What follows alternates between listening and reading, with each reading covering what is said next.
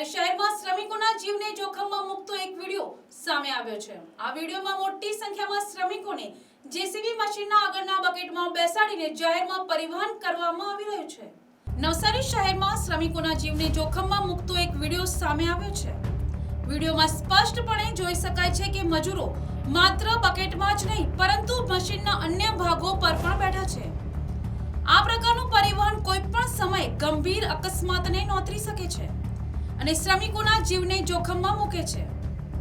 JCB જેવા બાંધકામના મશીનોનો ઉપયોગ માત્ર માટી, કાટમાળ કે અન્ય સામગ્રીને ખસેડવા માટે થાય છે, મનુષ્યોના પરિવહન માટે નહીં। આ જોખમી પ્રથા મોટર વ્હીકલ એક્ટ અને શ્રમિક સુરક્ષા નિયમોનું સીધું ઉલ્લંઘન છે।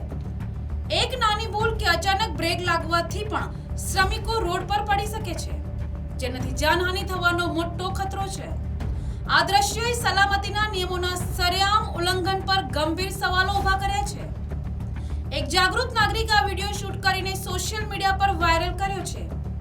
તંત્ર અને સંબંધિત વિભાગોએ આ ગેરકાયદેસર અને જોખમી પ્રથા સામે તાત્કાલિક પગલાં લેવા જોઈએ, જેથી શ્રમિકોની સુરક્ષા સુનિશ્ચિત કરી શકાય અને આવા બનાવોનું પુનરાવર્તન ન થાય।